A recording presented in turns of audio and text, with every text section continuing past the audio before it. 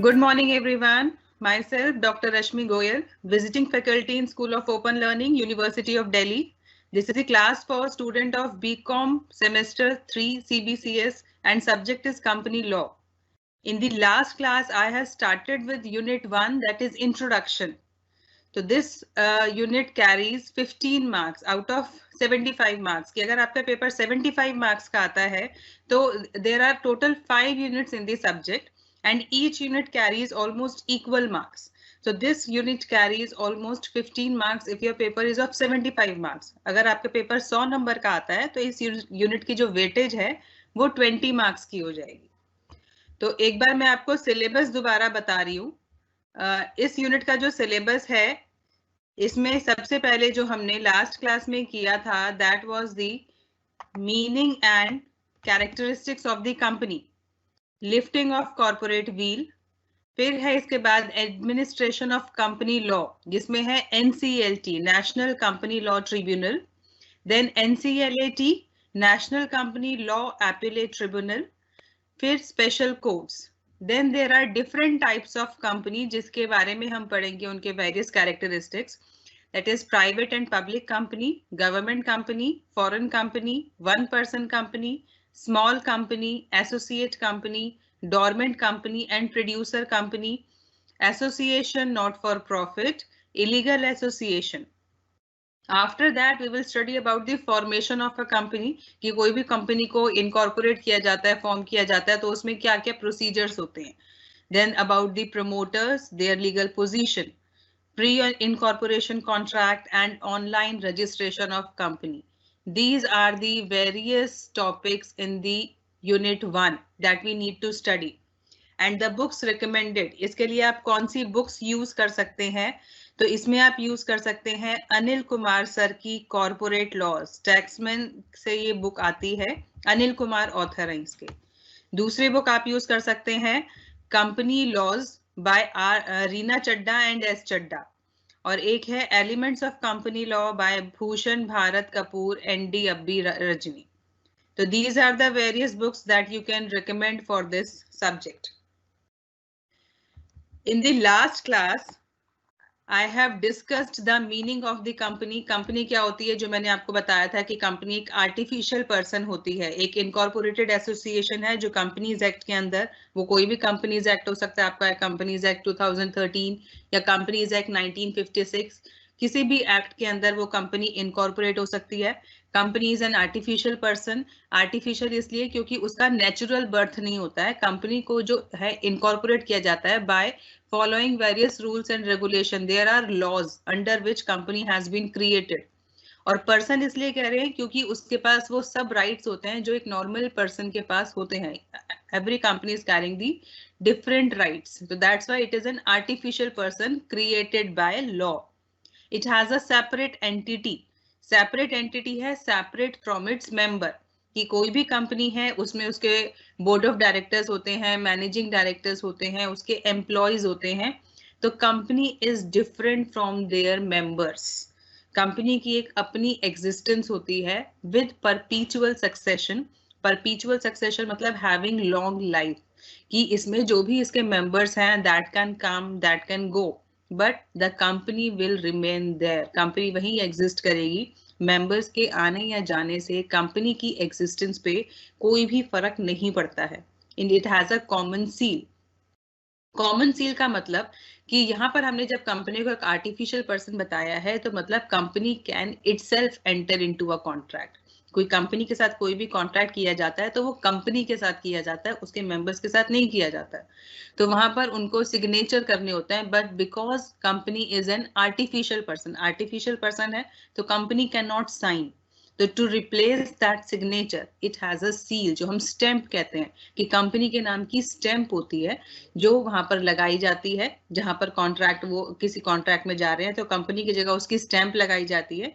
और कोई भी 2 डायरेक्टर उसको साइन अगर कर देते हैं तो वो कॉन्ट्रैक्ट कंपनी के ऊपर बाउंड हो जाता है. Company is bound to perform that contract. क्यों? क्योंकि उस पर कंपनी के नाम की सील लग गई और 2 डायरेक्टर्स ने उसको अप्रूव कर दिया. उसके बाद हमने पढ़ा था कैरेक्टरिस्टिक्स ऑफ कंपनी, जिसमें था इनकॉर्पोरेटेड एसोसिएशन की लॉ के अंदर इनकॉर्पोरेटेड है, artificial legal person, independent legal entity, separate property मतलब सेपरेट लीगल एग्जिस्टेंस जो है इसकी, परपीचुअल एग्जिस्टेंस या परपीचुअल succession, common seal, separation of ownership and management, limited liability. तो ये जो लिमिटेड लाइबिलिटी की बात हो रही है that is regarding the members. Then the transferability of shares. These were the various characteristics. Then we have started with the types of company. There are various types of company, जिसमें first था private company, public company, government company, holding and subsidiary company, foreign company, one person company, small company, and associate company. Now today I have to start with the next type of company, that is dormant company. तो dormant company कौन सी होती है? A company which is formed and registered under this act for a future project or to hold an asset or intellectual property and has no significant accounting transaction. तो कोई भी company जो एक act के अंदर, कंपनीज एक्ट के अंदर form की गई है, रजिस्टर की गई है फॉर अ फ्यूचर प्रोजेक्ट, मतलब एट प्रेजेंट उसका अभी कोई भी प्रोजेक्ट नहीं चल रहा है, बट किसी फ्यूचर प्रोजेक्ट के लिए वो कंपनी स्टैब्लिश की गई है। अगर हम एग्जांपल लें कि जैसे हम कोविड अभी चल रहा है तो उसकी वैक्सीनेशन की बात चल रही है, तो कंपनी वहां पर क्रिएट की गई कि अब ये कंपनी क्रिएटेड है कि फ्यूचर में जो भी वैक्सीन बनेगी तो इस कंपनी के थ्रू वो वाली वैक्सीन बेची जाएगी। कुछ तो करंट कंपनीज वहां पर लगी हुई हैं वैक्सीन बनाने में, कुछ नई कंपनी भी वहां पे फॉर्म की जा सकती हैं कि इन फ्यूचर जब भी हम कोरोना वैक्सीन बना लेंगे तो हम इसको फ्यूचर में बेचना शुरू करेंगे। तो अभी एट प्रेजेंट उसकी कोई भी ट्रांजैक्शन नहीं है, but the company has been created for future project जो आने वाले सालों में होगा, उसके लिए वो कंपनी क्रिएट की गई है। या फिर टू होल्ड एन एसेट और intellectual property and has no significant accounting transaction, उसके पास एसेट है, सब कुछ है, बट अभी तक उसकी कोई भी अकाउंटिंग ट्रांजैक्शन एज सच नहीं हुई है। सच अ कंपनी, वो कंपनी या फिर एक इनएक्टिव कंपनी जो है, इनएक्टिव कंपनी जो प्रॉपर फंक्शन प्रॉपरली एक्टिव नहीं है। इनएक्टिव क्या है वो अभी हम डिस्कस करेंगे। They make an application to the registrar for obtaining the status of dormant company. तो वो जो रजिस्ट्रार है उनके पास एक एप्लीकेशन देते हैं कि हमारी कंपनी को डोरमेंट कंपनी का स्टेटस दिया जाए। ठीक है, तो डोरमेंट कंपनी कौन सी है? वो कंपनी जो किसी फ्यूचर प्रोजेक्ट के लिए एस्टैब्लिश की जाती है या फिर उनकी अभी तक कोई भी सिग्निफिकेंट ट्रांजैक्शन नहीं होती है, तो कंपनी खुद रजिस्ट्रार को एप्लीकेशन देती है कि हमारी कंपनी को डोरमेंट कंपनी का स्टेटस दिया जाए। फिर अभी हमने पढ़ा था इनएक्टिव कंपनी, तो इनएक्टिव कंपनी कौन सी होती है?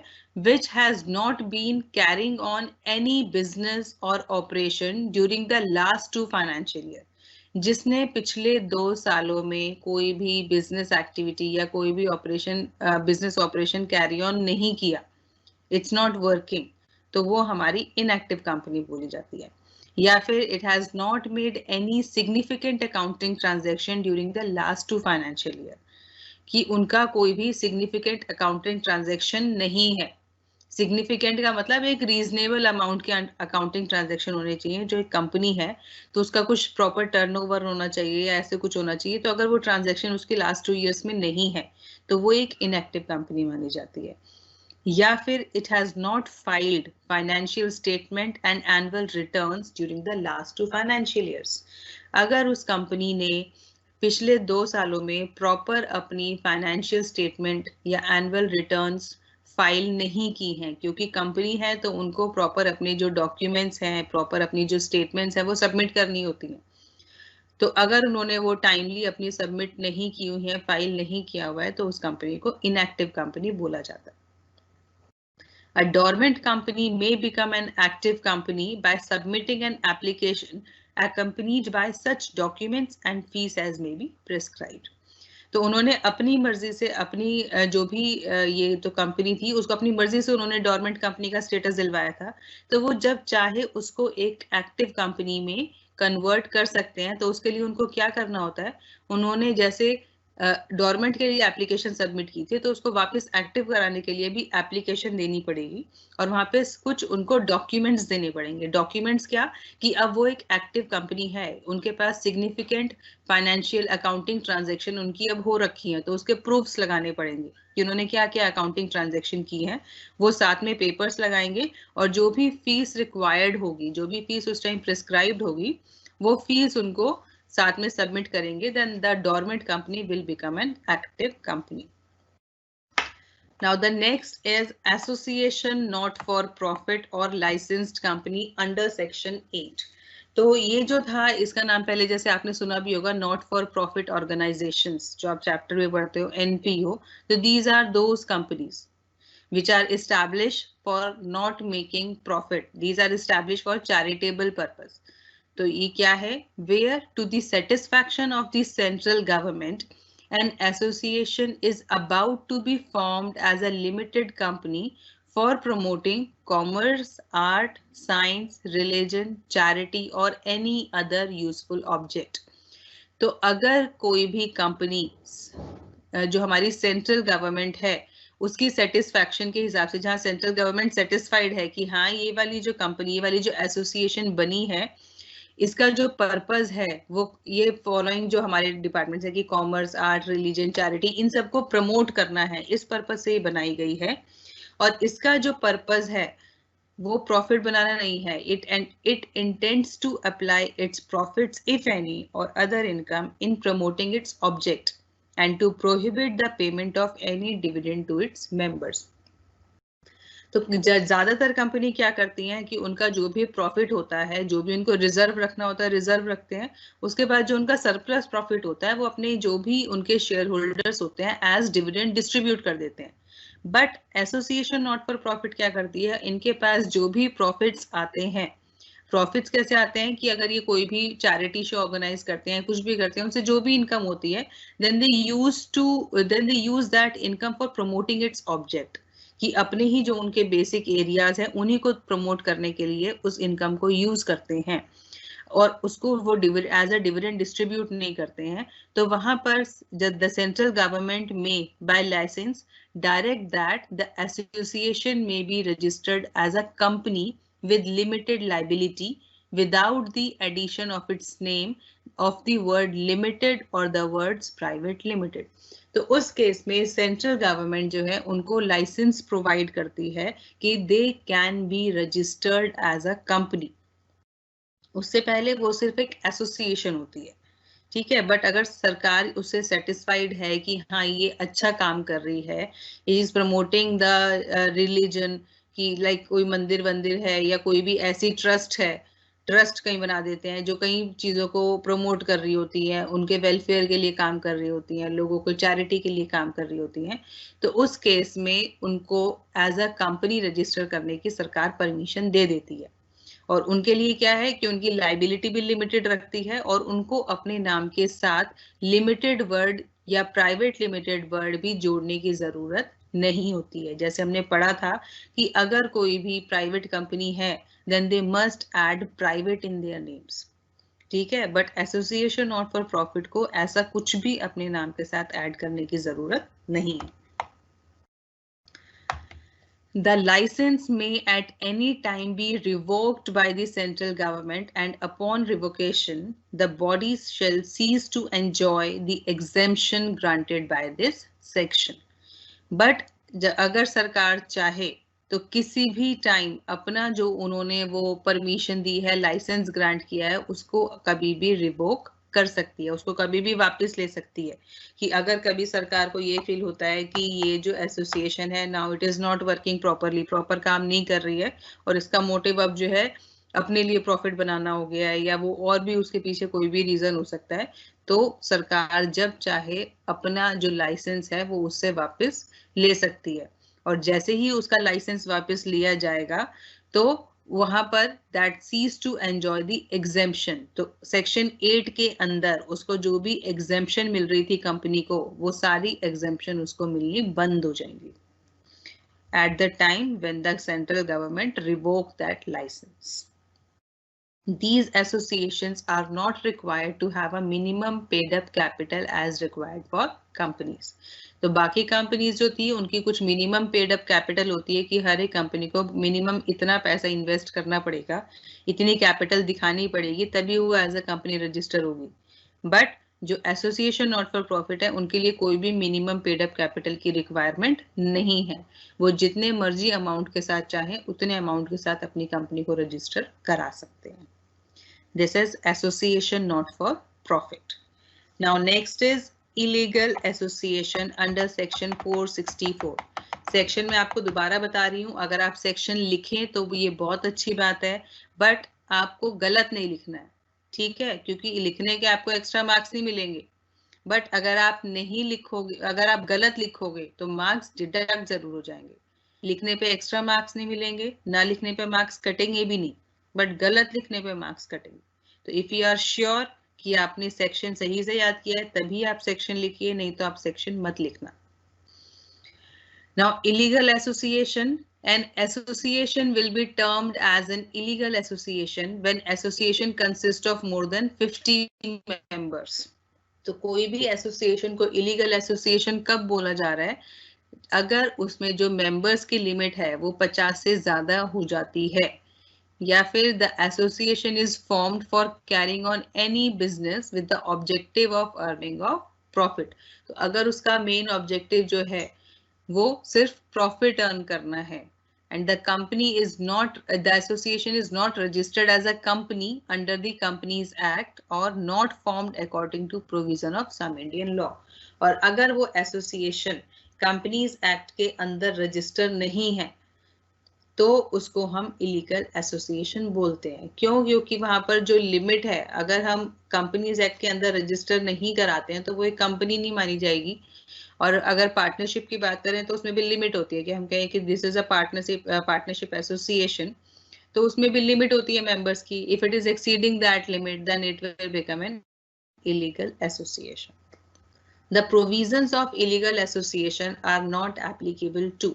तो ये जो हमने ऊपर प्रोविजन पढ़े हैं जिनको हम कह रहे हैं कि अगर ये चीजें होती हैं तो हम इलीगल एसोसिएशन मानेंगे, तो उसके कुछ एक्सेप्शंस हैं कि लाइक जॉइंट हिंदू फैमिली, कि उसमें क्या होता है कि पूरा परिवार जो है, एक पूरी फैमिली अपने फैमिली बिजनेस में लगी हुई होती है, तो that can exceed the 50 members. उस केस में उनकी जो मेंबर लिमिट है अगर वो 50 से ज्यादा भी हो जाती है तो it will not be considered as the illegal association. उसको इलीगल एसोसिएशन नहीं बोलेंगे क्योंकि वो जॉइंट हिंदू फैमिली है और उसमें फैमिली बिजनेस वो लोग रन कर रहे होते हैं, पूरी फैमिली एक बिजनेस में लगी हुई है. तो यहाँ पर जो हमारी फर्स्ट कंडीशन थी association consist of more than 50 members, तो इसमें वो हो सकते हैं, तो इसलिए ये वाला रूल इसके ऊपर अप्लाई नहीं होता. Associations or partnership if it is formed by professional who are governed by special acts. तो अगर कोई भी एसोसिएशन है या पार्टनरशिप है किसी प्रोफेशनल्स ने फॉर्म की है किसी स्पेशल एक्ट के अंडर, तो उसको इलीगल एसोसिएशन नहीं बोलेंगे. Fine. Every member of an illegal association shall be personally liable for all the liabilities incurred by such business. तो illegal association में जितने भी members हैं वो वहां पर कंपनी की अपने बिजनेस की लाइबिलिटी के लिए पर्सनल लाइबल होते हैं. कंपनीज के केस में क्या होता है कि मेंबर्स की लाइबिलिटी जो है लिमिटेड होती है, उनकी लाइबिलिटी सिर्फ उतनी है जितना उनका अनपेड अमाउंट है, कि 10 रुपए का शेयर था, 8 रुपए दे चुके हैं, तो at the time of winding up उनकी सिर्फ 2 रुपए पर शेयर की लाइबिलिटी बचेगी. But in case of illegal association they are personally liable for all the liabilities, कि उनके पर्सनल एसेट्स भी यूज किए जा सकते हैं बिजनेस की लाइबिलिटी को पूरा करने के लिए. Every member of an illegal association shall be punishable with a fine which may extend to ₹1 lakh. तो इलीगल एसोसिएशन के जो भी मेंबर हैं अगर वहां पर वो किसी चीज में गिल्टी पाए जाते हैं तो उनकी जो पनिश किया जाएगा, फाइन चार्ज किया जा सकता है 1 लाख रुपीस तक का. तो वो डिपेंड करता है, कम भी हो सकता है, ज्यादा से ज्यादा वो 1 लाख रुपए तक का उनके ऊपर फाइन लग सकता है. तो दिस इज इलीगल एसोसिएशन. अगर आपको अभी तक जो पढ़ा है कोई भी डाउट है तो आप प्लीज QA टैब में अपने डाउट्स लिखिए. I will go through the tab, I will check your doubts and definitely will clear it out. Now next is producer company. producer company under section 581A subsection 1. So it means a body corporate having objects or activities specified in section 581B and registered as producer company under this act. तो producer company कौन होगी? कोई भी company या कोई भी body corporate जिसके activities जो हैं, कौन सी एक्टिविटीज होंगी, which is under section 581B, वहां पर कुछ लिस्टेड है एक्टिविटीज। तो कोई भी कंपनी अगर उन एक्टिविटीज में इन्वॉल्व है और एज अ प्रोड्यूसर कंपनी उसने आपको रजिस्टर कराया हुआ है, तो उसको हम प्रोड्यूसर कंपनी बोलते हैं। It deals primarily with the produce of its active members for carrying out any of its specified objects. तो इसमें क्या है, कौन सी कंपनीज होती हैं जिसमें इसके जो एक्टिव मेंबर्स होते हैं वो खुद कुछ प्रोड्यूस कर रहे होते हैं। वहां पर सेल्फ रिलायंट वो लोग होते हैं कि अपने आप मेंबर्स कुछ प्रोड्यूस कर रहे होते हैं ताकि अपने बिजनेस को कैरी ऑन करें। तो उन ऑफ इट स्पेसिफाइड ऑब्जेक्ट जो भी उन्होंने लिया है, जो हमने 581B बोला है, उसके अंदर कुछ लिस्टेड एक्टिविटीज हैं, तो वो एक्टिव मेंबर्स खुद उस प्रोड्यूस में इन्वॉल्व होते हैं। Producer company is based on the cooperative principle of patronage, mutual assistance and limited return. तो ये जो members होते हैं ये इन तीन प्रिंसिपल के ऊपर काम कर रहे होते हैं। म्यूचुअल असिस्टेंस की मिलके एक दूसरे के साथ काम करना, कि एक दूसरे के लाइक बेनिफिट के बारे में सोचना, लिमिटेड रिटर्न कि ये बहुत ज्यादा प्रॉफिट एक्सपेक्ट नहीं करते हैं, लिमिटेड रिटर्न के ऊपर काम करते हैं, और पैट्रोनेज की जो भी अपना काम है उसको वो कैरी ऑन करे जा रहे हैं। A producer company may be formed by any 10 or more individuals, each of them being a producer. तो कौन फॉर्म कर सकता है? 10 या उससे ज्यादा लोग जो खुद एक प्रोड्यूसर हों। कि इसमें हम अभी पढ़ेंगे एक्टिविटीज लाइक उसमें हार्वेस्टिंग भी हो सकती है, ठीक है, कि लोग हार्वेस्ट कर रहे हैं, तो एक ही जैसे खेत है तो खेत पे कई लोग एक साथ लगे हुए हैं, तो वो इनकी एक प्रोड्यूसर कंपनी की तरह उसको वो रजिस्टर कर सकते हैं। या फिर जैसे ट्यूशन्स पढ़ाते हैं, तो ट्यूशन में 10 से ज्यादा लोग मिलके वहां पर लगे हुए हैं, तो वहां पर वो क्या एक्टिविटी कर रहे हैं? They are doing activity by themselves, अपने आप एक्टिव कुछ कर रहे हैं और उससे उनको रिटर्न मिल रहा है। तो 10 या उससे ज्यादा इंडिविजुअल और each of them being a producer, और एनी 2 और मोर प्रोड्यूसर इंस्टीट्यूशन। अगर 2 प्रोड्यूसर इंस्टीट्यूशन मिलके चाहे तो वो एक कंपनी को फॉर्म कर सकते हैं, या फिर a combination of 10 or more individuals and producer institution। तो ये जो है ये मिलके एक कंपनी फॉर्म कर सकते हैं। दोबारा बता रही हूँ, प्रोड्यूसर कंपनी कौन फॉर्म कर सकता है? 10 या उससे ज्यादा लोग जो खुद प्रोड्यूसर्स हों, या फिर 2 प्रोड्यूसर्स इंस्टीट्यूशंस जो मिलके एक वहां पर कंपनी फॉर्म कर दें, या फिर 10 या उससे ज्यादा लोग और एक प्रोड्यूसर इंस्टीट्यूशन, ये सब मिलके एक कंपनी को फॉर्म करें। The last word of the name of such company shall be producer company limited। तो अगर कोई प्रोड्यूसर कंपनी है तो उसको अपने नाम के साथ प्रोड्यूसर कंपनी लिमिटेड भी ऐड करना होगा। जैसे प्राइवेट कंपनीज जो होती हैं वो प्राइवेट लिमिटेड वर्ड लगाती हैं, तो ऐसे प्रोड्यूसर कंपनी अपने नाम के साथ प्रोड्यूसर कंपनी लिमिटेड लगाती है। The objects of producer company relate to all or any of the following। तो जो हम बात कर रहे थे कि कुछ स्पेसिफाइड एक्टिविटीज हैं जिसमें इन्वॉल्व वो होके और किसी में भी उनका प्रोडक्ट वो प्रोड्यूसर बन सकते हैं, जैसे प्रोडक्शन, हार्वेस्टिंग, प्रोक्योरमेंट। तो ये आपके प्राइमरी गुड्स से रिलेटेड है कि अगर वो प्राइमरी गुड्स वहां पर कुछ भी हैं तो उसके अंदर उनका एक्टिव पार्टिसिपेशन हो सकता है। या फिर processing of produce of its members की उसके मेंबर्स ने जो कुछ भी प्रोड्यूस किया उसके प्रोसेसिंग में इन्वॉल्व हो सकते हैं।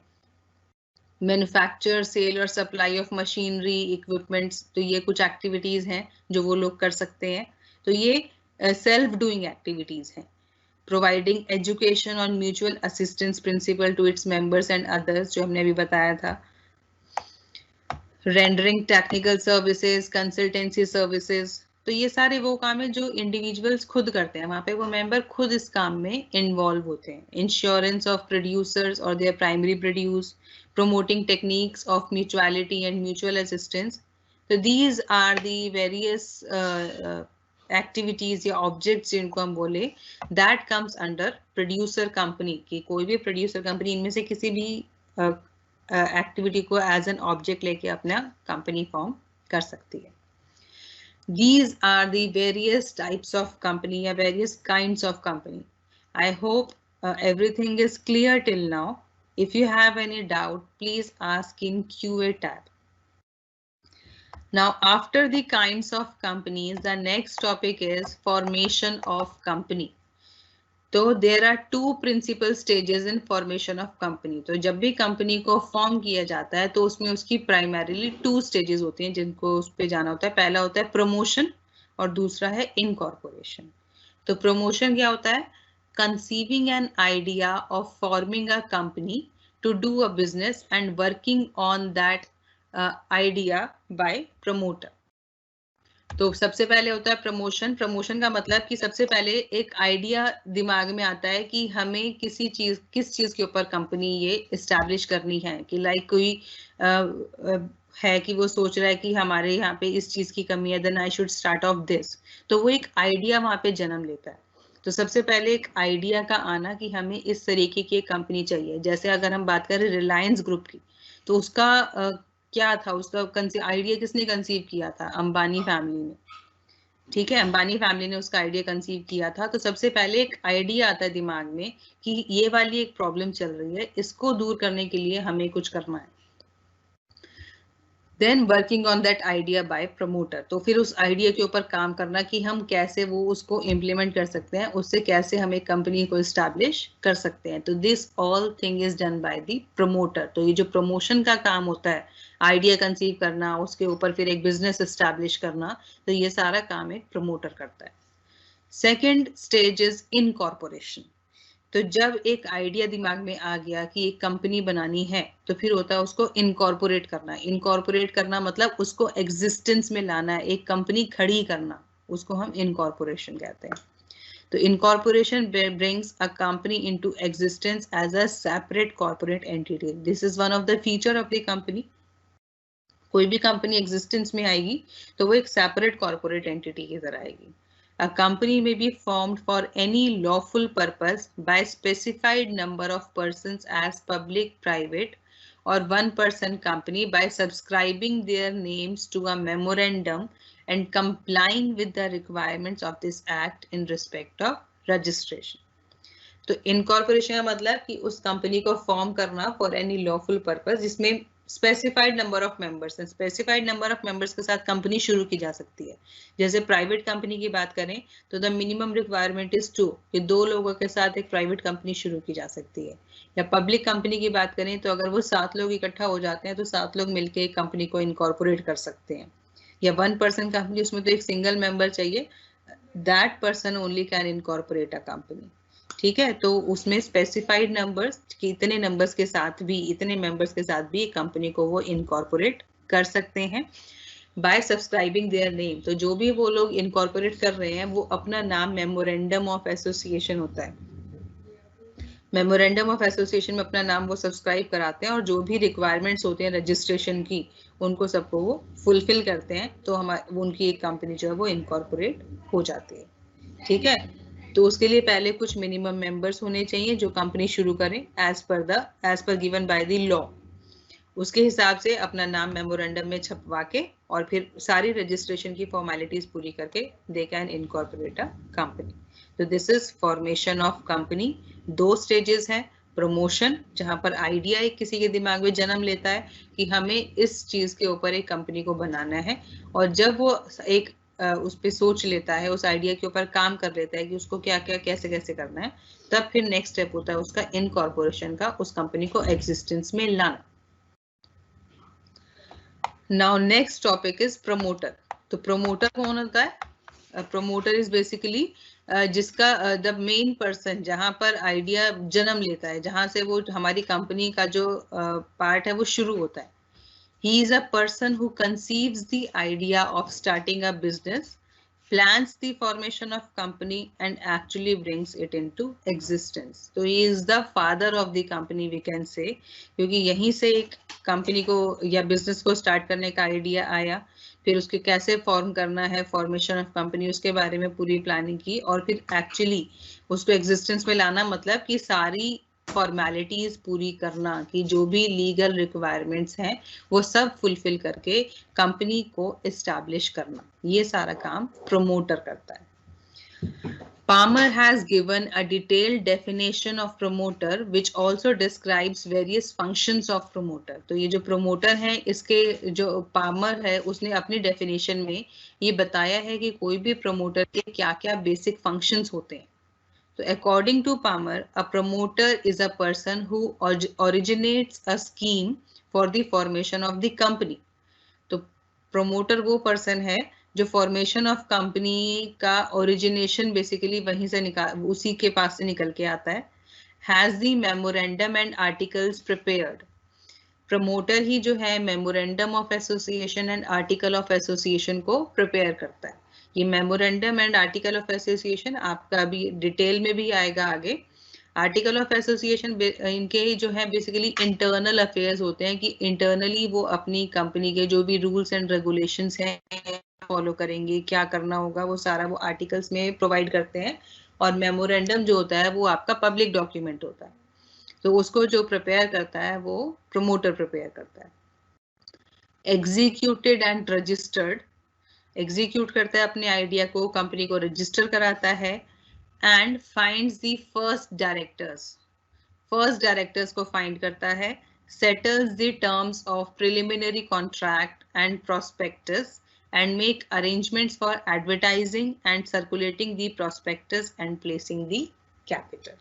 तो ये सारे काम उसके हैं कि जो भी प्रिलिमिनरी कॉन्ट्रैक्ट्स होते हैं, प्रिलिमिनरी कॉन्ट्रैक्ट्स अभी पढ़ेंगे आगे कि कंपनी के एग्जिस्टेंस में आने से पहले जो भी कॉन्ट्रैक्ट किया जाता है कंपनी के साथ वो हमारे प्रिलिमिनरी कॉन्ट्रैक्ट होते हैं। तो उस टाइम क्योंकि सिर्फ प्रमोटर बेसिक एक पर्सन होता है वहां पे जो उस काम को कर रहा होता है, तो he himself managing these contracts, preliminary contracts.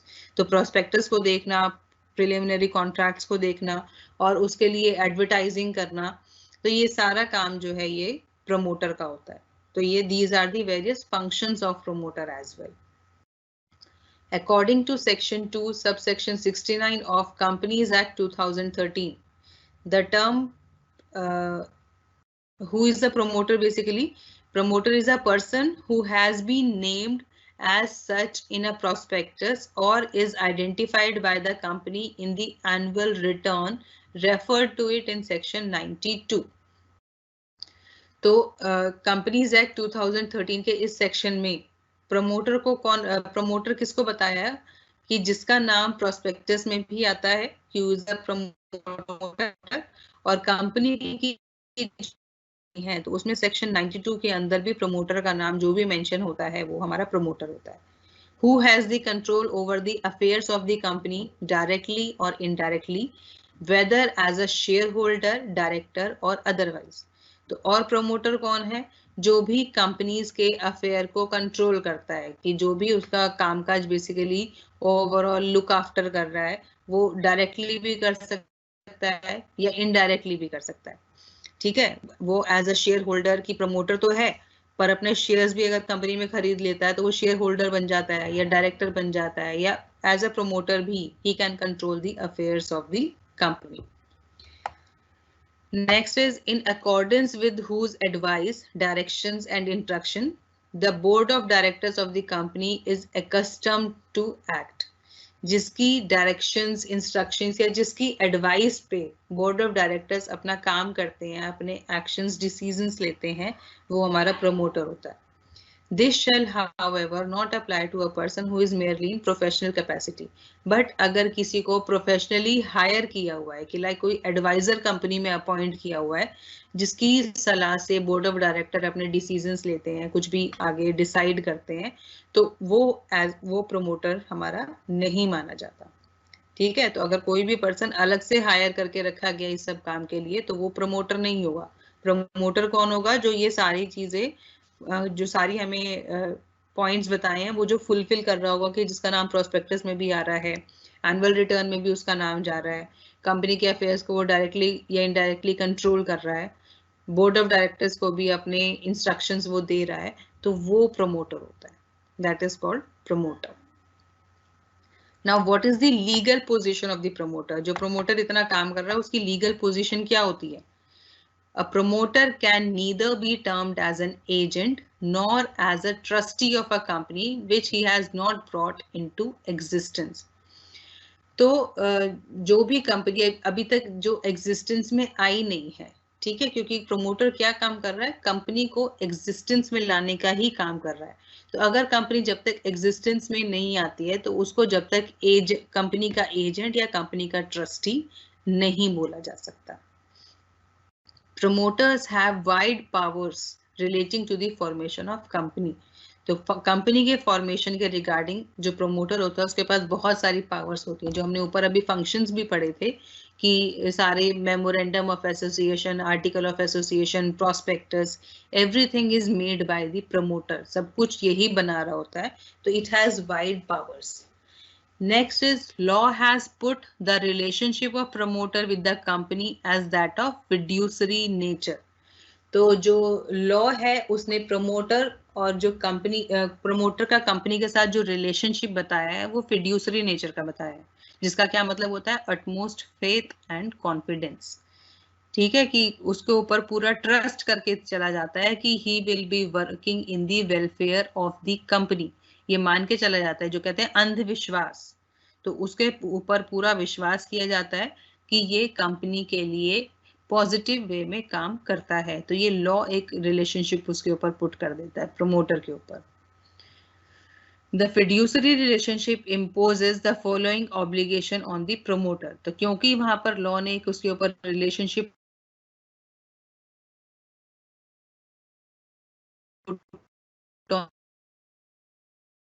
हो जाती हैं जो उसको फॉलो करनी होती हैं, not to make any secret profit at the cost of the company without its knowledge and consent. Company में बिना किसकी कोई जानकारी दिए, बिना कंपनी की मर्जी के वो कोई भी प्रॉफिट चुपचाप से नहीं कमा सकता। He cannot make any secret profit कि कंपनी के नाम से उसने अपने कुछ पर्सनल फायदा किया या अपने आप कुछ पर्सनल गेन किया, तो that will be wrong on it's part, उसको ऐसा करना अलाउड नहीं है।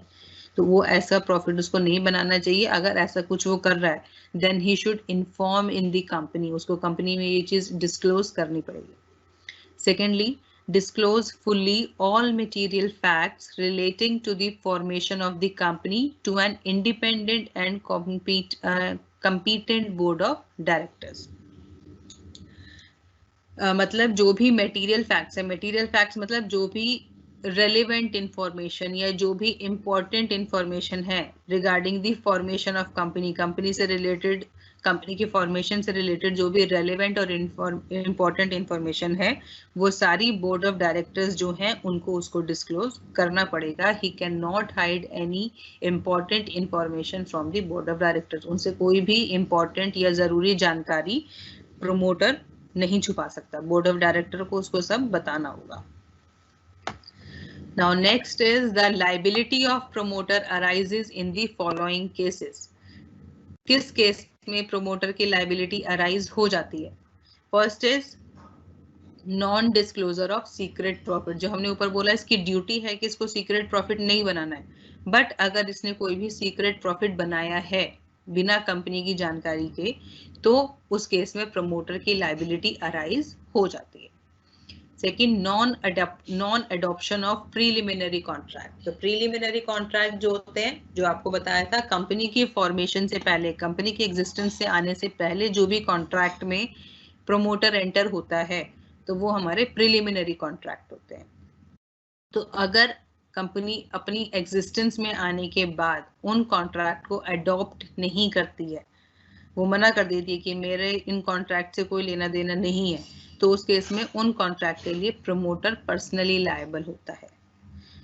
Third is fraud in the formation of the company. अगर कंपनी को फॉर्म करते करते वो किसी फ्रॉडुलेंट एक्टिविटी में इन्वॉल्व हो गया, then he will be held liable.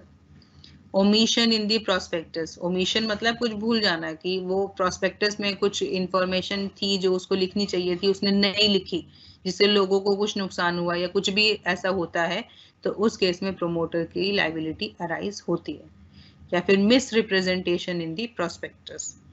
Prospectus में कुछ गलत जानकारी अगर दी हुई है, क्यों? क्योंकि प्रोस्पेक्टस की जिम्मेदारी प्रमोटर की है। अगर प्रमोटर प्रोस्पेक्टस को ठीक से देख के अगर इशू नहीं करता है, उसमें ओमिशन या मिस रिप्रेजेंटेशन निकलता है, देन जो भी लायबिलिटी है वो प्रमोटर की है, क्योंकि वो उसकी जिम्मेदारी थी प्रोस्पेक्टस की है। तो उसमें अगर कोई भी गलती होती है तो प्रमोटर की लायबिलिटी वहां पर अराइज होती है। Now the promoter may be remunerated in any of the following ways. तो promoter को क्या remuneration मिलती है? वो इतना काम कर रहा है कि पूरा आइडिया लेके आ रहा है, कंपनी की एग्जिस्टेंस वो कर रहा है, फॉर्मेशन वो कर रहा है, तो उसको क्या सैलरी मिलती है, क्या उसको तनख्वाह मिलती है? Promoter may sell his own asset to the company at a profit for cash or shares in the. तो promoter जो है अपना कोई भी एसेट का उसका अमाउंट कैश में भी ले सकता है या खरीद सकता है, कि जैसे इन केस प्रमोटर के पास कोई बिल्डिंग है तो वो बिल्डिंग प्रमोटर कंपनी को बेच सकता है प्रॉफिट पे, कि 10 लाख की बिल्डिंग उसने 12 लाख में कंपनी को बेच दी, बट वरना उसका डिस्क्लोजर ऑफ सीक्रेट प्रॉफिट हो जाएगा, non disclosure of secret profit. तो ये उसको पहले कंपनी को बताना पड़ेगा कि इसकी वैल्यू 10 लाख है जो वो कंपनी को 12 लाख में बेच रहा है, और वो जो 12 लाख है वो कंपनी से कैश में भी ले सकता है या फिर कंपनी में 12 लाख के शेयर भी खरीद सकता है। दूसरा, he may be given commission on the purchase price of the business taken over by the company. तो अगर कंपनी जो प्रमोटर ने स्टैब्लिश की है, अगर वो कोई भी बिजनेस को टेक ओवर करती है तो उसके परचेज प्राइस का कुछ कमीशन भी प्रमोटर को दिया जा सकता है, कि सपोज उसने कंपनी ने 50 लाख का कोई बिजनेस, 50 लाख उसकी कॉस्ट है, परचेज प्राइस है, तो उसका सपोज 10% वो एज अ कमीशन प्रमोटर को दे सकते हैं एज रेमुनरेशन। या फिर he may be granted a lump sum as remuneration either in cash or in share or उसके साथ एक lump sum अमाउंट की हम आपको 10 लाख रुपए देंगे या हम आपको इतना अमाउंट देंगे, ऐसे लंप सम अमाउंट की डील की जा सकती है कि वो लेना चाहता है तो उसकी जगह उसको वो भी amount of remuneration payable or paid to promote required to be disclosed in the prospectus by the company. तो जो भी remuneration प्रमोटर को दी गई है या जो भी दी जाएगी वो अमाउंट उसका प्रोस्पेक्टस में मेंशन होना चाहिए, वो उसमें डिस्क्लोज होना चाहिए कि प्रमोटर को एज रेमुनरेशन कितना कैश दिया गया है या उसको कितने शेयर या डिबेंचर्स इशू किए गए हैं. It should B properly disclosed in the prospectus of the company. This is regarding the promoter. Now next topic is preliminary or pre-incorporation contract. तो जो अभी आपको बताया था preliminary contract की कंपनी जब तक एग्जिस्टेंस में नहीं आती है उससे पहले अगर किसी भी कॉन्ट्रैक्ट में एंटर होती है तो उसको हम प्रिलिमिनरी कॉन्ट्रैक्ट बोलते हैं. कि प्रिलिमिनरी फॉर एग्जांपल कि लाइक वो प्रोस्पेक्टस है उसको प्रिंट कराना है तो वो प्रिंट कराने किसी के पास जाएगा तो वो एक सम सॉर्ट ऑफ कॉन्ट्रैक्ट किए कि उसको बोलेगा कि आप मेरा ये प्रिंट करके दो, मैं आपको उसके बदले में इतना पैसा दूंगा. तो this is a kind of small contract. I am just taking a small example regarding it. तो वो उसका प्रिलिमिनरी कॉन्ट्रैक्ट है. तो वो जो है प्रमोटर अपनी जेब से थोड़ी देगा, तो वो कंपनी के ऊपर बेसिकली होता है. तो उसको हम कहते हैं इनकॉर्पोरेशन, प्री इनकॉर्पोरेशन कॉन्ट्रैक्ट या प्रिलिमिनरी कॉन्ट्रैक्ट. तो ये क्या है? These are the contracts entered into by the promoter on behalf of the company before its incorporation with the third party. तो ये वो कॉन्ट्रैक्ट हैं जो कंपनी के बिहाफ पे प्रमोटर करता है. उस कॉन्ट्रैक्ट में प्रमोटर एंटर होता है on the name of the company before it's incorporation. Company के स्टैब्लिश होने से पहले थर्ड पार्टी के साथ प्रमोटर खुद कॉन्ट्रैक्ट में एंटर होता है कि कंपनी के नाम से कि ये इस कंपनी के लिए ये वाला कॉन्ट्रैक्ट बनाया जाए. Such contracts are legally not binding upon the company even after it comes into existence. पर वो जो भी कॉन्ट्रैक्ट हैं भले कंपनी के नाम से वो बनाए जा रहे हैं बट क्योंकि कंपनी उस टाइम एग्जिस्टेंस में नहीं है तो ये वाले कॉन्ट्रैक्ट कंपनी के ऊपर बाइंड नहीं होते हैं. मतलब कंपनी के लिए जरूरी नहीं है कि वो उनको अडॉप्ट करे, कि उनको उसको फुलफिल करना ही है. तो वो चाहे तो उन कॉन्ट्रैक्ट को छोड़ भी सकती है, वो मना भी कर सकती है कि मैं इस कॉन्ट्रैक्ट को फुलफिल नहीं करूंगी। Next is the company can neither ratify those contracts nor sue the vendors on them after its incorporation, because ratification require existence of principle at the time when the contract was entered into. तो जो ratified term होती है, ratified term का मतलब होता है कि पुराना कोई कॉन्ट्रैक्ट बना था और उसको आज हमने कहा कि ठीक है वो कॉन्ट्रैक्ट हमने मान लिया। तो कंपनी जो है ऐसे किसी भी कॉन्ट्रैक्ट को रेटिफाई नहीं कर सकती और ना ही कोई वेंडर उसके लिए कंपनी को स्यू कर सकता है। क्यों? क्योंकि उस टाइम कंपनी एग्जिस्टेंस में थी ही नहीं। तो अगर वो कंपनी एग्जिस्टेंस में ही नहीं है तो उसके ऊपर कोई भी कॉन्ट्रैक्ट बाइंडिंग नहीं होता है। ठीक है, तो कंपनी कैन नीदर रेटिफाई, तो कंपनी उनको रेटिफाई नहीं करती है, कंपनी उनको एडॉप्ट करती है। ठीक है, एडॉप्ट का क्या मतलब होता है? एडॉप्ट और रेटिफिकेशन में डिफरेंस क्या है? रेटिफाई होता है कि जो पुराना कॉन्ट्रैक्ट था वो एज इट इज उन्होंने कह दिया कि हाँ ओके, बट एडॉप्शन का मतलब होता है कि अगर ऐसा कोई पुराना कॉन्ट्रैक्ट बना है तो नया contract with same terms and condition बनाया जाता है आज की डेट में। ठीक है, वो जो रेटिफाई होगा वो पुरानी डेट का कॉन्ट्रैक्ट चल रहा होगा, तो कंपनी उसको नहीं रेटिफाई कर सकती। क्यों? क्योंकि उस टाइम पे कंपनी थी ही नहीं। तो जिस डेट पे कंपनी थी ही नहीं तो उसके कॉन्ट्रैक्ट को रेटिफाई नहीं करेगी, बट एडॉप्ट कर लेगी आज की डेट पे अगर वो चाहे तो। अ कंपनी कैन नॉट, एडॉप्ट का यहाँ पे जो मतलब दिया हुआ है, दिस इज रेटिफाई ओनली। ठीक है, एडॉप्ट लिखा है बट इसका मतलब यहाँ पे रेटिफाई ही है। A company can not adopt या ratify such contract even by passing a special resolution or with the unanimous consent of its member. Company जो है स्पेशल रिजोल्यूशन पास करके भी या अपने मेंबर्स के कंसेंट के बाद भी कॉन्ट्रैक्ट को रेटिफाई नहीं कर सकती। क्यों नहीं कर सकती? क्योंकि कंपनी की एग्जिस्टेंस उस टाइम नहीं थी। तो वो भले ही स्पेशल रिजोल्यूशन पास करे या उसके मेंबर कह दे नहीं नहीं हम करेंगे, बट वो पॉसिबल ही नहीं है as per the rule. A promoter can be held personally liable if he has purported to act as an agent and the non-existence of the company was known to both the parties. अगर promoter ने अपने आप को company का promoter, company का agent represent किया और दोनों ये जानते थे कि कंपनी उस टाइम एग्जिस्ट नहीं करती। ठीक है, ये कब हो रहा है? अगर कोई कॉन्ट्रैक्ट में प्रमोटर एंटर हुआ है, जब कंपनी की एग्जिस्टेंस नहीं थी, ये प्री इनकॉर्पोरेशन कॉन्ट्रैक्ट की बात हो रही है कि दोनों पार्टीज को पता है कि यहाँ पर एक्स हमारा प्रमोटर है, वाई हमारी थर्ड पार्टी है।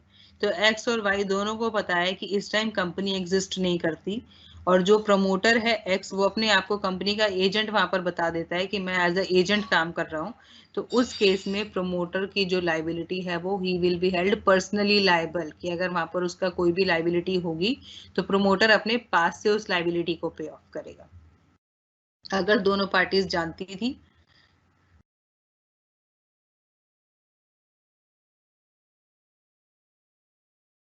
कि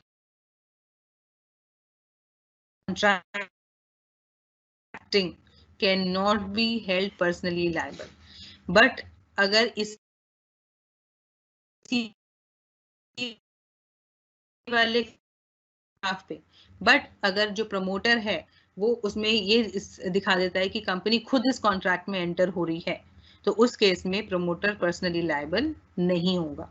तो दो चीज होती है, एक होता है on behalf of the company और एक होता है company itself.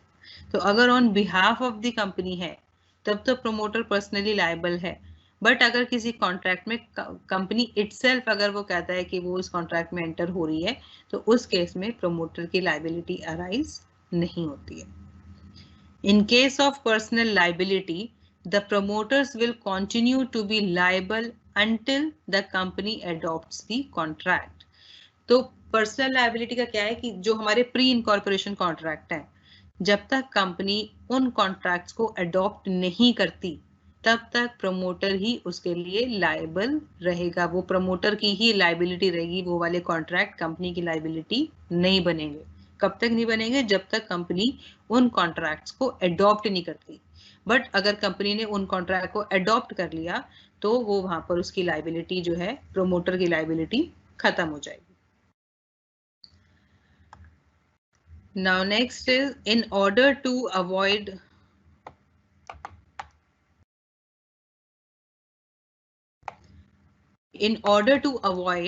their liability, the promoter usually insert a clause in the original contract to the effect that if the contract is not adopted by the company after its incorporation, within a limited time, both the promoter and third party will be exonerated from liability. तो इस personal liability से बचने के लिए जो हम कह रहे हैं कि जब तक कंपनी जो है उस कॉन्ट्रैक्ट को अडॉप्ट नहीं करती, जब तक प्रमोटर लाइबल रहता है, तो प्रमोटर क्या करता है, इस लाइबिलिटी को अवॉइड करने के लिए वो एक क्लॉज डालता है। जो भी उसका थर्ड पार्टी के साथ कॉन्ट्रैक्ट बनता है उसमें क्लॉज एंटर कर देता है कि अगर कंपनी ने इनकॉर्पोरेशन में आने के बाद, इनकॉर्पोरेट होने के बाद अगर उस कॉन्ट्रैक्ट को अडॉप्ट नहीं किया, तो after a limited time, with in a limited time, उसमें कुछ टाइम स्पेसिफाइड होता है, उस टाइम के बाद जो प्रमोटर और थर्ड पार्टी है उन दोनों की लाइबिलिटी वहां पर खत्म हो जाती है। तो क्योंकि ये अभी उनके लिए अनसर्टेन होता है कि कंपनी जो है कॉन्ट्रैक्ट को अडॉप्ट करेगी या नहीं करेगी, तो प्रमोटर अपने आप को बचाने के लिए कहीं उसकी लाइबिलिटी चलती रहे, तो इसलिए ये वाला एक क्लॉज जो है ये उस कॉन्ट्रैक्ट में डाल देते हैं कि अगर इन केस अगर कंपनी वो नहीं अडॉप्ट करेगी तो कम से कम ये लाइबिलिटी प्रमोटर की नहीं आएगी। तो उसमें लिखा होता है कि कुछ टाइम के बाद फिर प्रमोटर और थर्ड पार्टी दोनों उस लाइबिलिटी से फ्री हो जाएंगे, they will not B held liable. Next is a company may adopt preliminary contract by either of the two following ways. तो जो हम कह रहे हैं कि existence में आने के बाद कंपनी जो है प्रिलिमिनरी कॉन्ट्रैक्ट को अडॉप्ट कर लेती है, तो उसके दो तरीके होते हैं।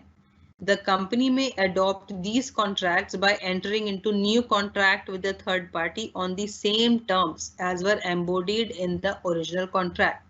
तो पहला तरीका क्या है कि कंपनी जो है उसी थर्ड पार्टी के साथ एक नया कॉन्ट्रैक्ट बनाती है विद द सेम टर्म्स, जो उनके ओरिजिनल कॉन्ट्रैक्ट में जो टर्म्स कंडीशंस लिखी थी वही सेम टर्म्स कंडीशन वो इस नए कॉन्ट्रैक्ट में बना लेती है और उस कॉन्ट्रैक्ट को अडॉप्ट कर लेती है। दूसरा तरीका, the company may adopt these contracts under the Special Relief Act 1963 if the following two conditions are specified. तो इस स्पेशल रिलीफ एक्ट के अंडर भी कंपनी जो है वो कॉन्ट्रैक्ट को अडॉप्ट कर सकती है अगर ये नीचे वाली दोनों कंडीशन फुलफिल हो जाती है। तो क्या कंडीशन है वो, the contract is entered into for the purpose of the company and such contract is warranted by the terms of incorporation. कि वो जो कॉन्ट्रैक्ट था वो किस लिए बनाया गया था, कंपनी के वर्किंग पर्पस के लिए बनाया गया था, ताकि कंपनी की वर्किंग चालू की जा सके, अगर इस पर्पस के लिए बनाया गया था।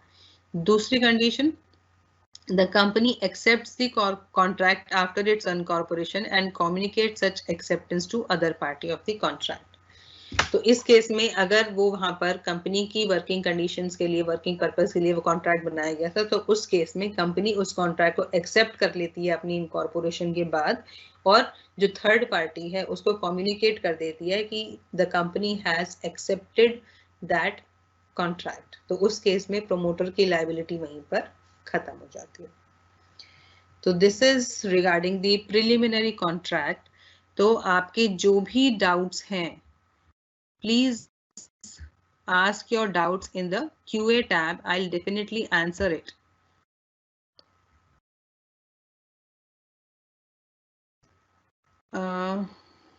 Notes तो बेटा I don't know, but you can refer the books that I have recommended. आप इन बुक्स के थ्रू ये आपको जो भी है सारा आपको कंटेंट इसमें मिलेगा।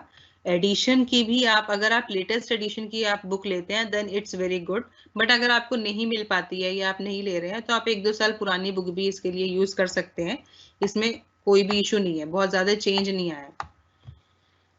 सिग्निफिकेंट, डोरमेंट कंपनी में सिग्निफिकेंट अकाउंटिंग ट्रांजैक्शन का मतलब होता है कि उसमें की एक अमाउंट स्पेसिफिक होता है। एक होता है कि किसी ने 1000-2000 की छोटी मोटी लाइक पेटी कैश ट्रांजैक्शंस कुछ कर दी, बट उससे हम उसको एक्टिव कंपनी नहीं मानेंगे। एक्टिव कंपनी क्या होती है कि वहां पर प्रॉपर कुछ टर्नओवर होती है कि इतने अमाउंट का टर्नओवर हो रहा है। तो अगर उसको उस टाइप की अकाउंटिंग ट्रांजेक्शन्स नहीं हो रही हैं कि लाइक प्रॉपर सेल परचेज अगर वहां पर नहीं हो रहा है, तो उसको हम डोरमेंट कंपनी कहते हैं कि इट्स नॉट वर्किंग कंपनी।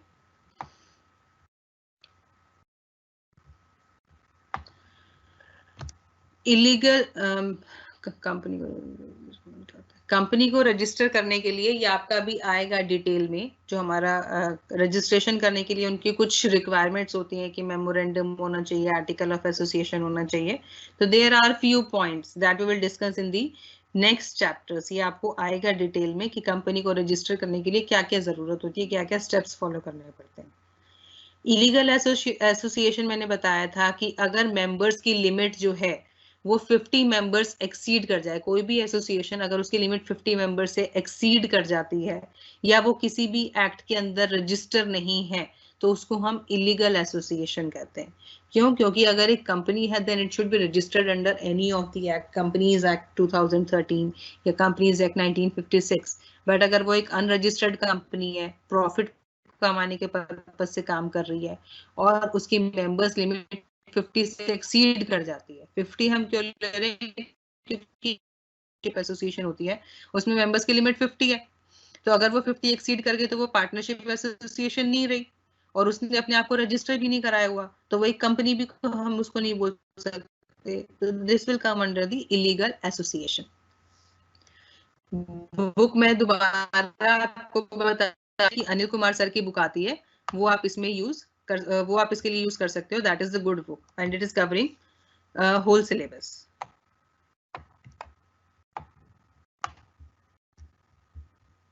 और किसी के कोई डाउट और कोई कुछ पूछना चाहता है इसमें? आपके जो भी डाउट्स हैं you can freely ask. Foreign company जो होती है बेटा, फॉरेन कंपनी होती है कि जिसका जो इनकॉर्पोरेशन होता है वो होता तो फॉरेन कंट्री में है, कि लाइक फॉरेन की कोई कंपनी है बट उसका जो भी लाइक यहाँ पे कंपनी है इंडिया में एस्टैब्लिश है, बिजनेस इंडिया में कर रही है. तो मैंने एग्जांपल दिया था लाइक अमेजोन है. अमेजोन जो है वो बाहर की कंपनी है, बाहर वो इनकॉर्पोरेट हुई है बट उसका जो ट्रांजेक्शन हो रही है वो इंडिया में भी हो रही है, तो वो आपकी प्रॉपर बिजनेस भी सेटअप हो सकता है या ऑनलाइन ट्रांजैक्शंस भी हो सकती हैं, तो वो हमारी फॉरेन कंपनी होती है. Corporate wheel is the next topic. In the next class, I will discuss the topic lifting of corporate wheel. ये अभी आज की क्लास में टॉपिक नहीं हो पाया. नेक्स्ट क्लास में I will definitely cover lifting of corporate wheel. This is the very important topic and I will definitely cover in the next class that we are having day after tomorrow. On 12th, I think we have class. So on that day, I will definitely discuss it. Any other doubt if anyone is having? Producer company वो होती है जहां पर जो members होते हैं वो member खुद किसी चीज में लाइक उनकी वो खुद की कुछ एक्टिविटीज कर रहे होते हैं, क्योंकि अभी तक कंपनी में क्या है कि like share holders are the members, तो वो क्या करते हैं, वो सिर्फ उनको प्रॉफिट दिया जाता है या उनको जो भी लाइक डिविडेंड वगैरह होता है वो उनको डिस्ट्रीब्यूट किया जाता है.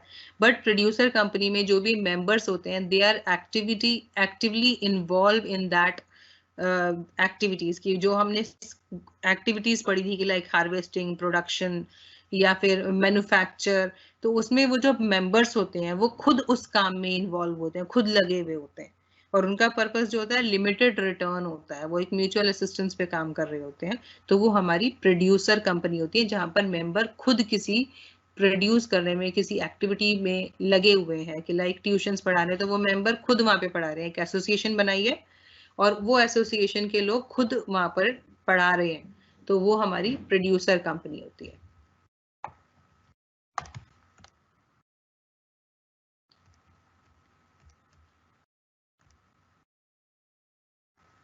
I think I have taken the most of the doubts that you was asking.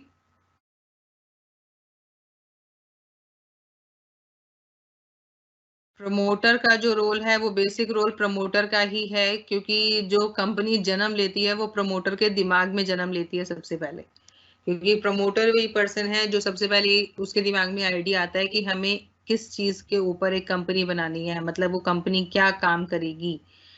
कि जो मैंने अभी आपको एग्जांपल दिया था रिलायंस का, कि सबसे पहले जो मोबाइल नेटवर्क है वो थे, जो हमारे नोन है वो हमारा रिलायंस का ही है, कि सबसे सस्ते फोन जो निकाले थे या जो भी था वो उन्होंने वहां से शुरुआत की थी. तो he is the promoter of that company.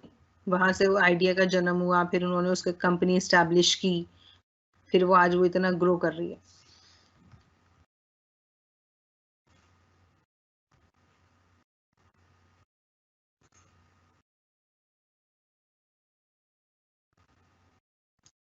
Ten years भी आप ले सकते हो, इसमें 10 years is also very useful. आपको क्वेश्चंस का आइडिया मिलता है कि क्या क्या क्वेश्चंस आते हैं, और सिलेबस इसका बहुत ज्यादा चेंज नहीं हुआ है।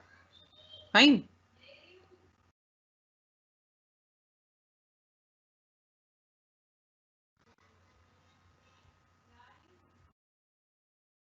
So I think this is all for the day. I have taken up your doubts. I'm not finding any more doubts.